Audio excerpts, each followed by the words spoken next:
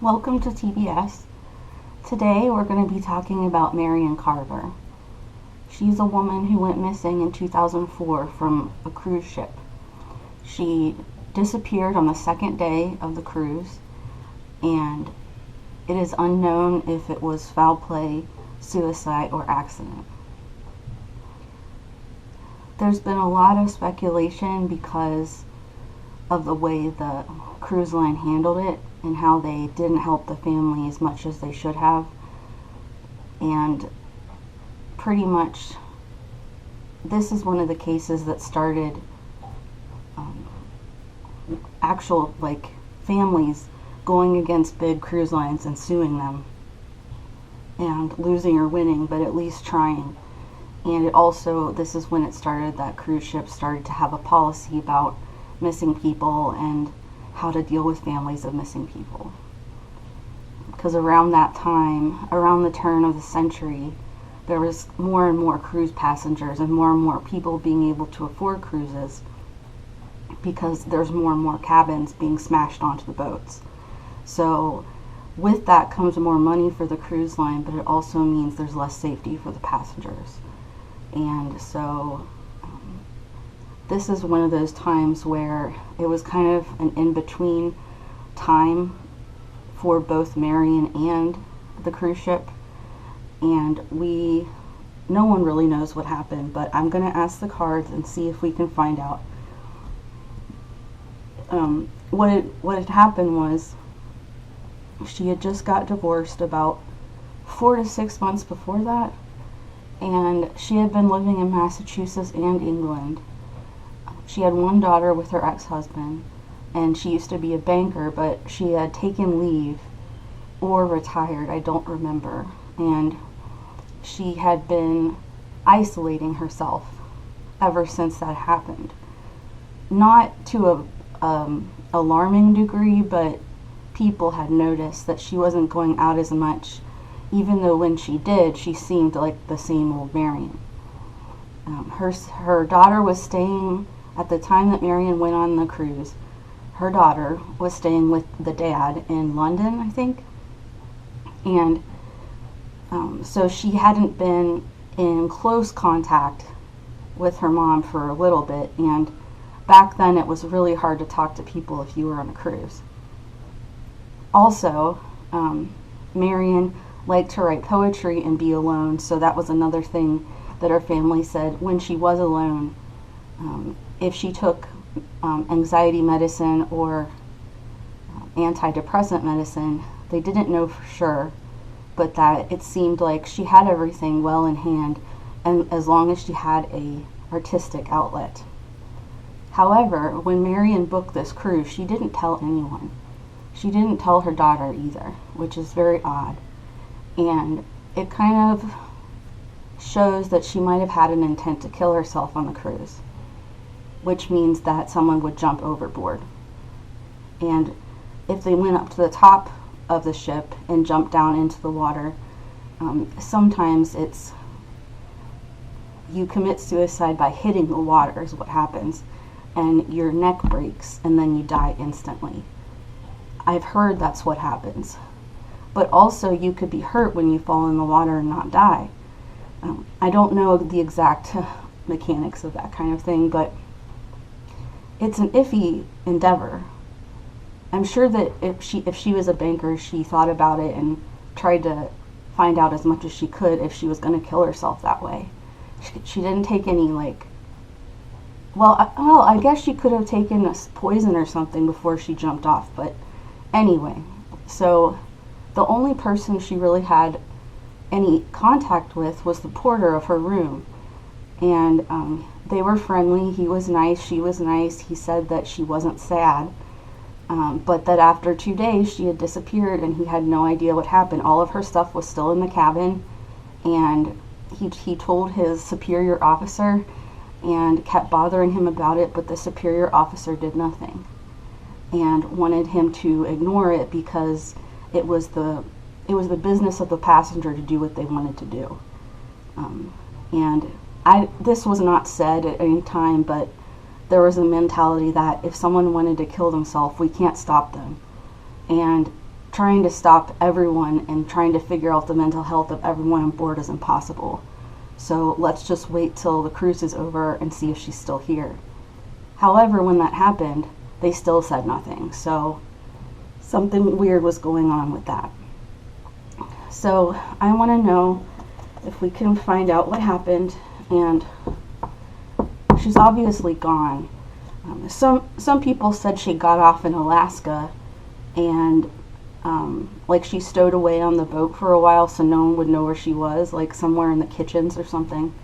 And then she got off at an Alaskan port and is living there now, like away from everyone. And that is a possibility.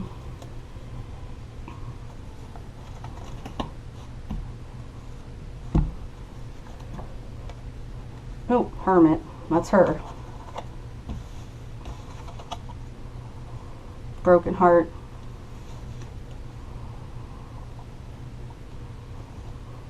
That's her daughter. She still had passion and love for her daughter. And she was really resourceful at being okay in her life. It was getting to be too much. And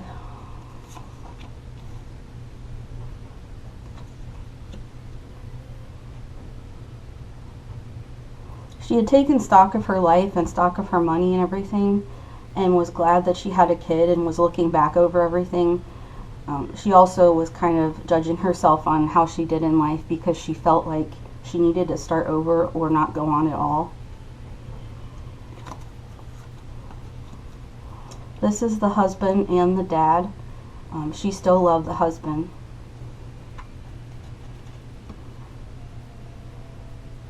There's a lot of regret. And she had secrets from the husband and he had secrets from her. And she had wanted him to be more passionate and loving and more into her, but the way that he was just that business came first. And she kind of pretended like that was first in her life too. So she was forced to go out on her own, and she carried the truth with her like she always did. And she felt like really annoyed that she had to surrender to this kind of life, but she also felt more free now, as in everyone else thought she was sad, but she actually was kind of happy about certain things about it. She did think, though, that they were soulmates.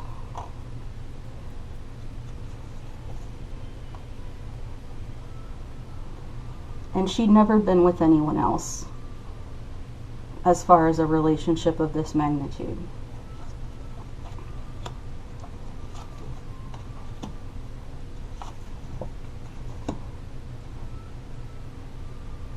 She tried to date online and it didn't work very well, but she still had a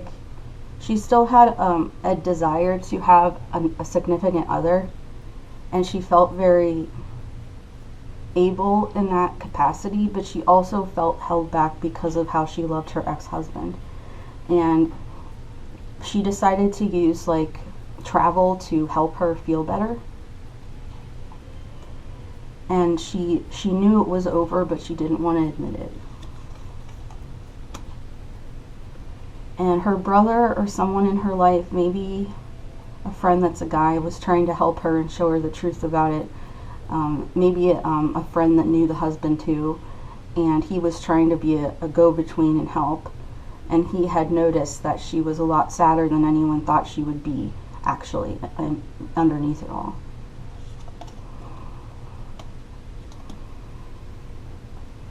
She always thought of herself as the Queen of Swords, as somebody who could cut to the chase and do what needed to be done. But the ocean, like her feelings, I guess, had a depth that was a lot. For an introvert, usually the depth is lower than anyone thinks inside their emotions.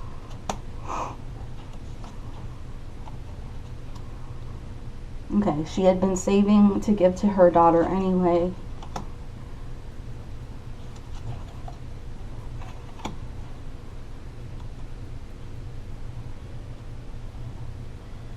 She was getting love from an unknown male source, but he was younger and she wasn't interested.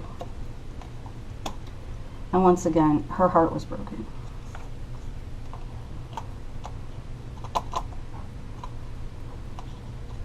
She'd always been favored by her bosses and her dad.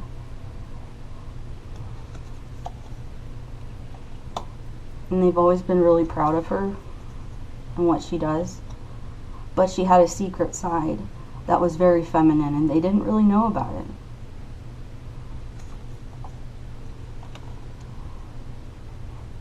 And the dad loved her as she was, no matter what. And the bosses did too, really. It's just they didn't know how much she felt about things. But this is saying she still had hope for the future.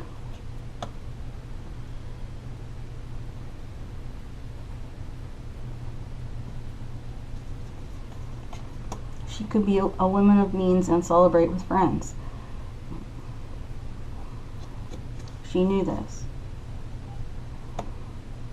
But she'd been defending herself against hanging out with people, not wanting to look back or regret anything or be scared. And not seeing herself as an empress yet, but knowing that other people saw her that way and she could be like that in the future.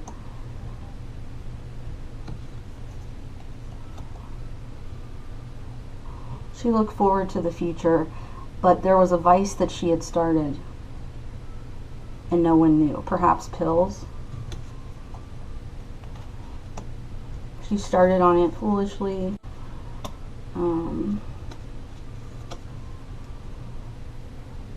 Someone got it for her, being a coworker. And this is saying that she used her willpower against it and thought she could control it, but now it was bigger than she thought it was in her life. And juggling it was hard. And that sometimes she could look at it as taking the place of her husband.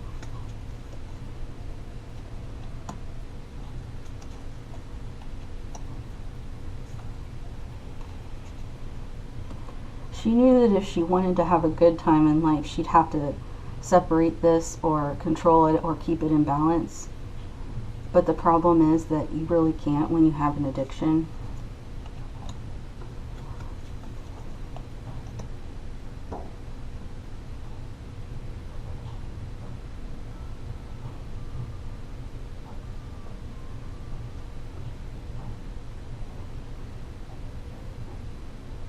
She was working hard to fight it, but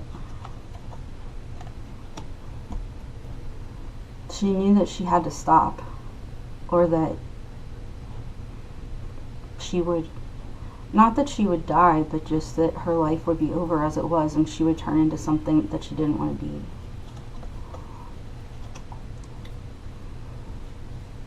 She started to lose money on it, of course. It was fronted to her for free in the beginning, just like drug people always do. And she really was a resourceful person.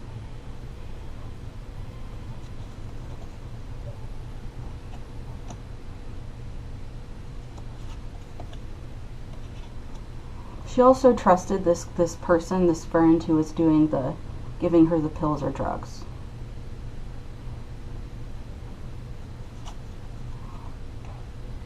But of course, what he was doing was an illusion that she definitely was in trouble.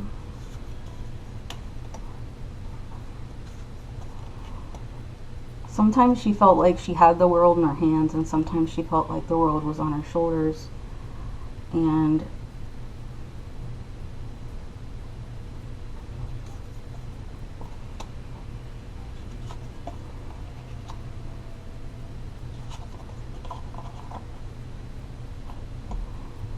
there was a lot she wanted to tell people, but she didn't really know how.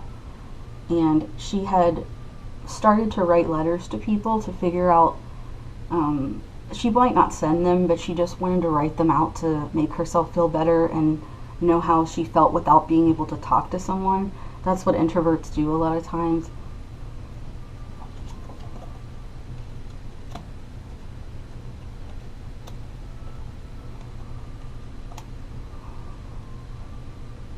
Okay, and so she wished that she hadn't reached this rock bottom point. As far as she was concerned, this was the worst she'd ever had in her life and ever been in her life. This is not so much maybe to most people, but to her, being a very overachieving person, now being hooked on a drug is making her upset. And she wanted to get out of it, and she was wondering what the future held for her. She wanted to somehow make a wish and just get rid of all of it, but she knew that she couldn't do that, but was hoping that someone would come help her magically, or there would be a way out. She knew she couldn't drink on this, and she really tried not to.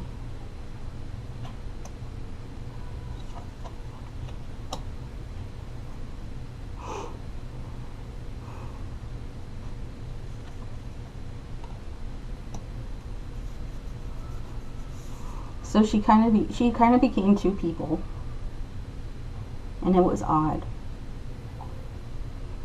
And she felt she had an emotionally poor garden, I guess you could say, in her life now.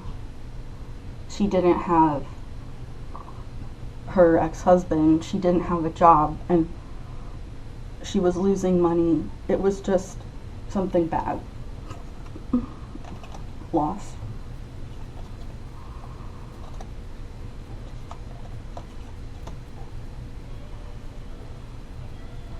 When she met the steward, she felt very happy because she knew that he was kind and loving, and she connected to him right away, and he connected to her. Not sexually, but as friends. They didn't hardly talk or anything. It's just that she felt reassured that he was there, and was really happy that he could have her back, so to speak, even if she would never ask for it. She knew that he was a good guy and that she could trust him.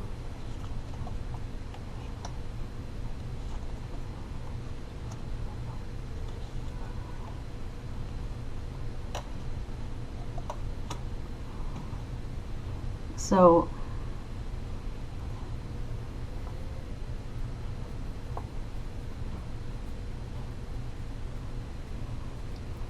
I have to see if this is really what this means.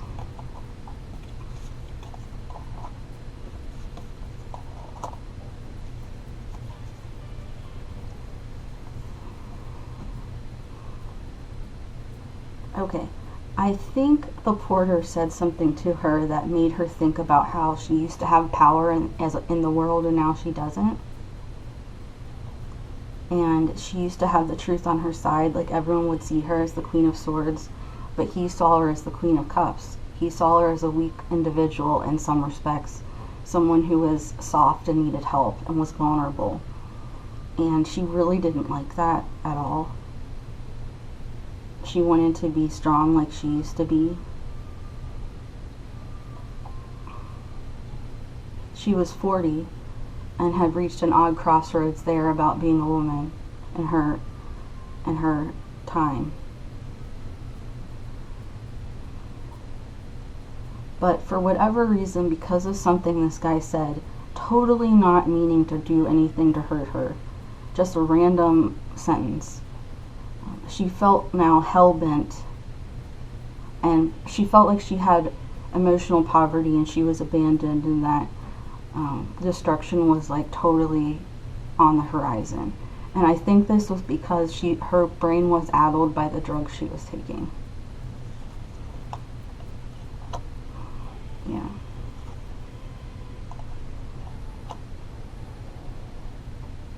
So she knew she had to be loyal to herself, but there was just so much going on in her mind at that time.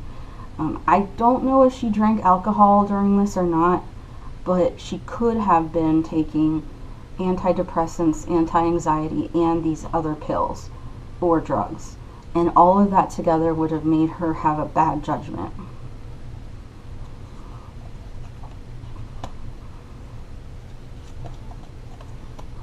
She could have gone into a manic frenzy and been motivated to jump off. to feel like she was on top of the world and to fight against these bad feelings. This reading's a little bit up and down, but that's also because that is how her mind was at the time. She was unregulated.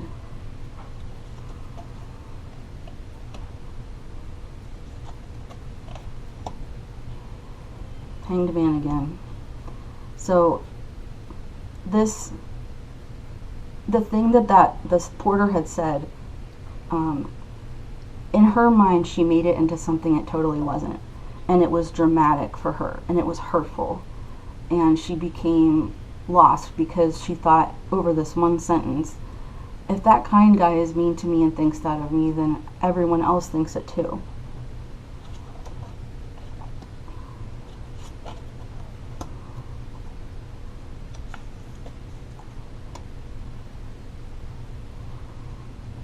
And that this way that she was maybe was not available anymore for her. She remembers her family though while this is going on.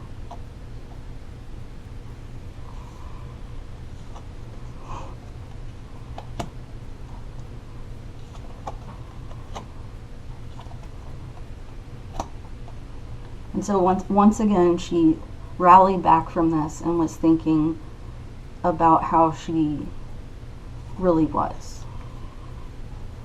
So it was a very hard night for her, that first night on the cruise. It was just crazy.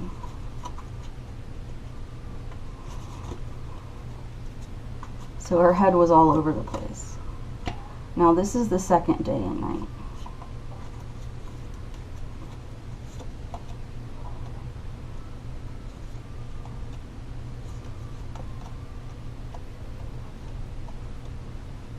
She felt even worse.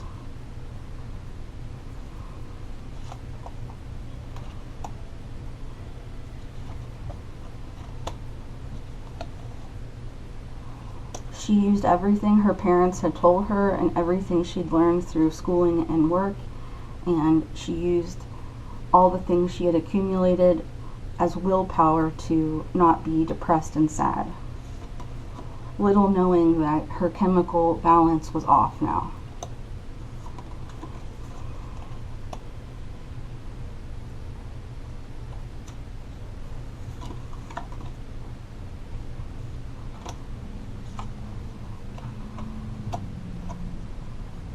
Alright, so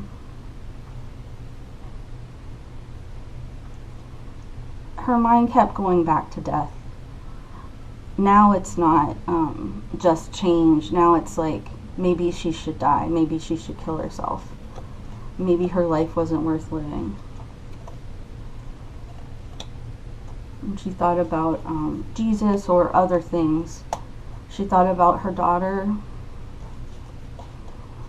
She thought about her dad.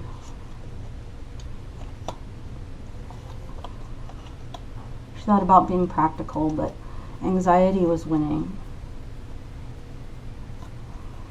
All that she had worked for, she thought, was her daughter wasn't going to recognize, and she kept thinking of her guy being gone.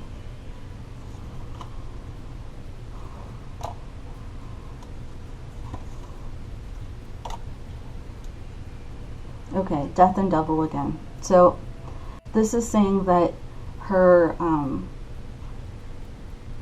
how she was got the better of her, and she did go up to the balcony, the top of wherever she wanted to walk to, and it was in the dead of night. No one was around, and she kind of toyed with the idea of going over the edge, and she reached a frenzy point and she did fall off and die. No one killed her, no one pushed her. She was addled from drugs. So it was an accident. It was like when Chris Cornell died. He took way too many drugs and drank too much at one time, and he hung himself. If he wasn't drinking and having drugs, that never would have happened, but his brain was addled at the time. Merrian was very ashamed of her being stuck on these pills now. And if you ask her family, they'll notice she looked different. they'll notice and they'll say to you that, yes, that's right, her face was different. So she doesn't really care about the ocean so much, but she is down there resting. And her soul pretty much was confused when it got out of the body, because her soul brain wasn't addled at all, and she's like, what the heck have I done? But it was too late. It was an accident, and she messed up. Yeah, so everything that she had in life she gave up on a whim. It really was a whim. And she's okay now, and she's helping her daughter, but it was very traumatic what she chose.